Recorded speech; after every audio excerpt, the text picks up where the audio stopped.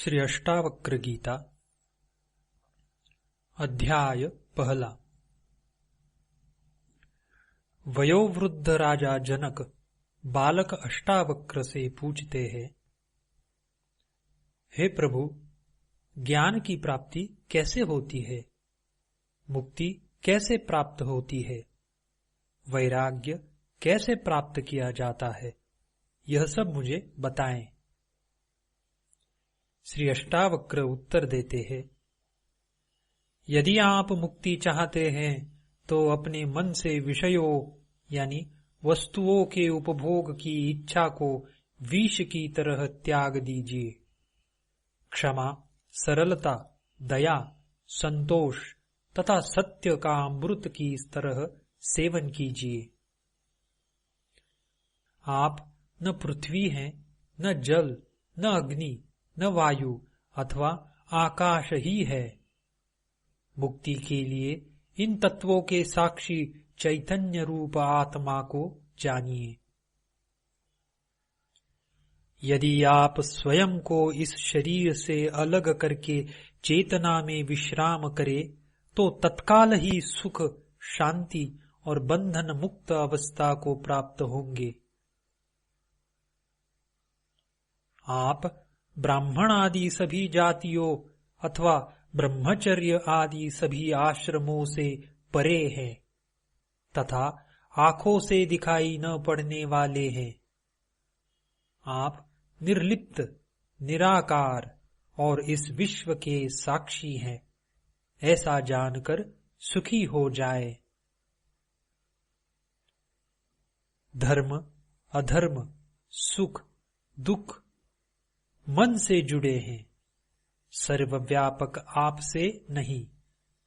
न आप करने वाले हैं और न भोगने वाले हैं, आप सदा मुक्त ही हैं।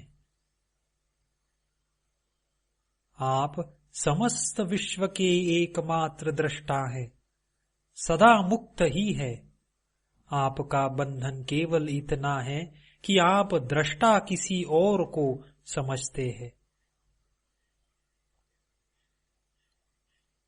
अहंकार रूपी महासर्प के प्रभाववश आप मैं करता हूं ऐसा मान लेते हैं।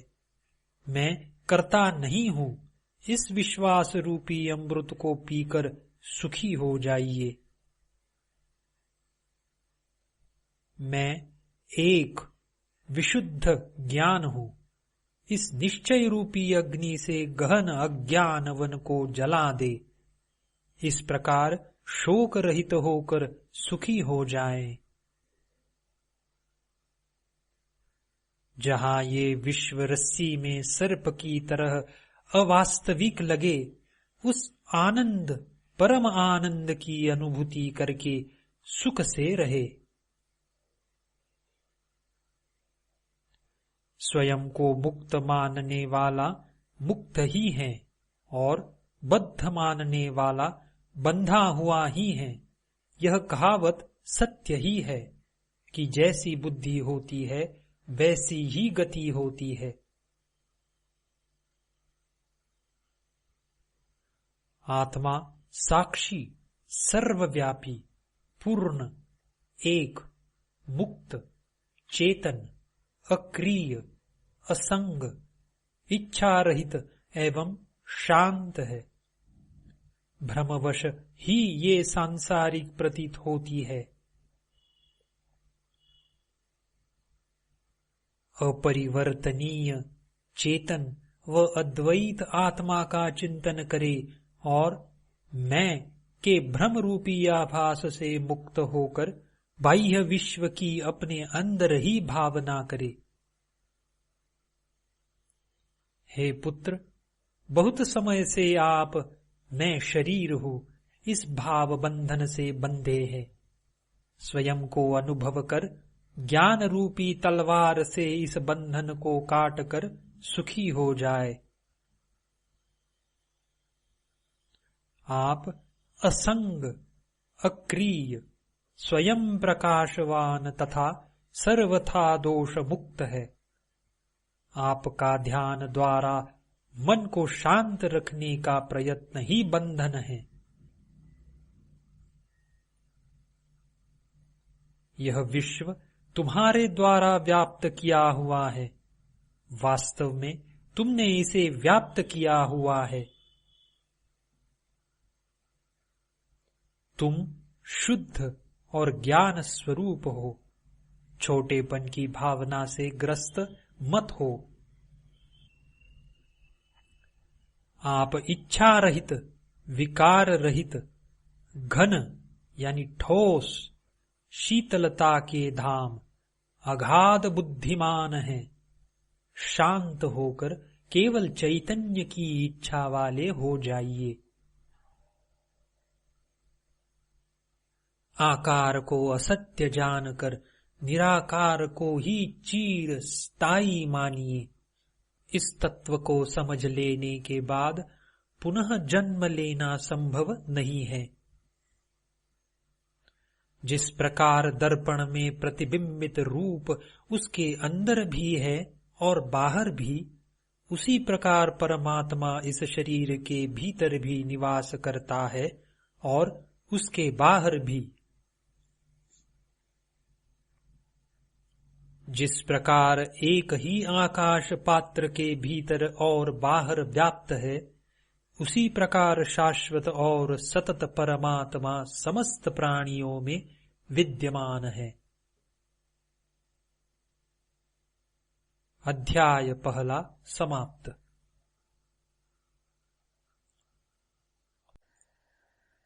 अष्टावक्र गीता अध्याय दूसरा। राजा जनक कहते हैं, आश्चर्य, मैं निष्कलंक शांत प्रकृति से परे ज्ञान स्वरूप हूँ। इतने समय तक मैं मोह से संतप्त किया गया। जिस प्रकार मैं इस शरीर को प्रकाशित करता हूँ, उसी प्रकार इस विश्व को भी। अतः मैं यह समस्त विश्व ही हूँ अथवा कुछ भी नहीं। अब शरीर सहित इस विश्व को त्याग कर किसी कौशल द्वारा ही मेरे द्वारा परमात्मा का दर्शन किया जाता है।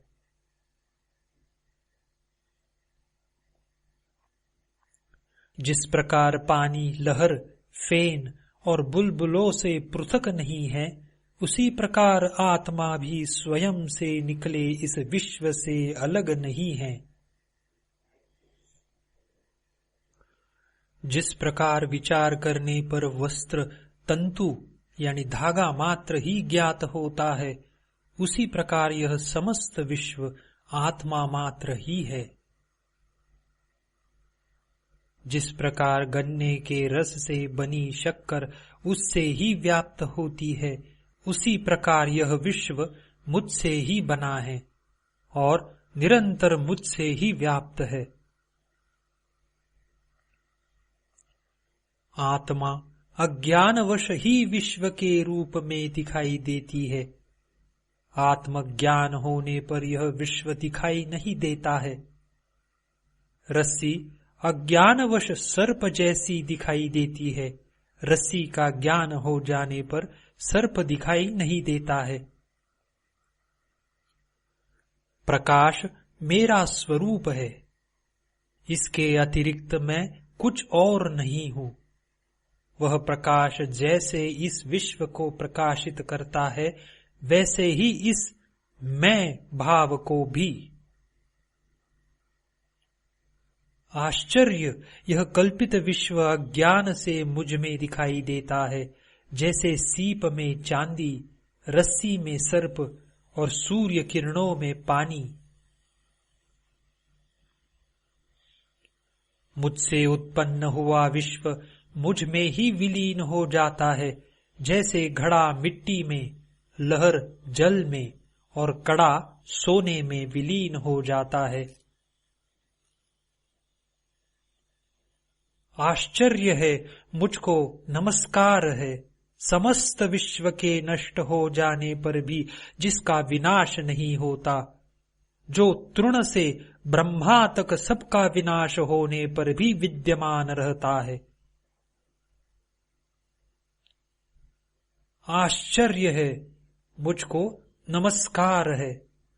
मैं एक हूँ, शरीर वाला होते हुए भी जो न कहीं जाता है और न कहीं आता है और समस्त विश्व को व्याप्त करके स्थित है। आश्चर्य है, मुझको नमस्कार है। जो कुशल है और जिसके समान कोई और नहीं है, जिसने इस शरीर को बिना स्पर्श करते हुए इस विश्व को अनादि काल से धारण किया हुआ है। आश्चर्य है, मुझको नमस्कार है।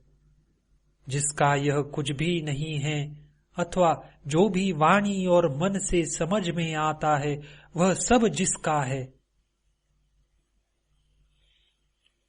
ज्ञान, ज्ञेय और ज्ञाता यह तीनों वास्तव में नहीं है। यह जो अज्ञान वश दिखाई देता है वह निष्कलंक मैं ही हूं। द्वैत सभी दुखों का मूल कारण है। इसके अतिरिक्त कोई और औषधि नहीं है कि यह सब जो दिखाई दे रहा है वह सब असत्य है। मैं एक चैतन्य और निर्मल हूं। मैं केवल ज्ञान स्वरूप हूं। अज्ञान से ही मेरे द्वारा स्वयं में अन्य गुण कल्पित किए गए हैं। ऐसा विचार करके मैं सनातन और कारण रहित रूप से स्थित हूं। न मुझे कोई बंधन है और न कोई मुक्ति का भ्रम। मैं शांत और आश्रय रहित हूं।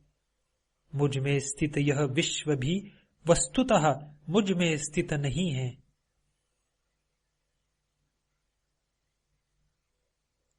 यह निश्चित है कि इस शरीर सहित यह विश्व अस्तित्वहीन है। केवल शुद्ध चैतन्य आत्मा का ही अस्तित्व है। अब इसमें क्या कल्पना की जाए। शरीर, स्वर्ग, नरक, बंधन, मोक्ष और भय ये सब कल्पना मात्र ही है। इनसे मुझ चैतन्य स्वरूप का क्या प्रयोजन है। आश्चर्य कि मैं लोगों के समूह में भी दूसरे को नहीं देखता हूं। वह भी निर्जन ही प्रतीत होता है। अब मैं किससे मोह करूं। न मैं शरीर हूं, न यह शरीर ही मेरा है। न मैं जीव हूं, मैं चैतन्य हूं। मेरे अंदर जीने की इच्छा ही मेरा बंधन थी। आश्चर्य, मुझ अनंत महासागर में चित्तवायु उठने पर ब्रह्मांड रूपी विचित्र तरंगे उपस्थित हो जाती है। मुझ अनंत महासागर में चित्तवायु के शांत होने पर जीव रूपी वणिक का संसार रूपी जहाज जैसे दुर्भाग्य से नष्ट हो जाता है। आश्चर्य, मुझ अनंत महासागर में जीव रूपी लहरें उत्पन्न होती है, मिलती है, खेलती है और स्वभाव से मुझ में प्रवेश कर जाती है। अध्याय दूसरा समाप्त।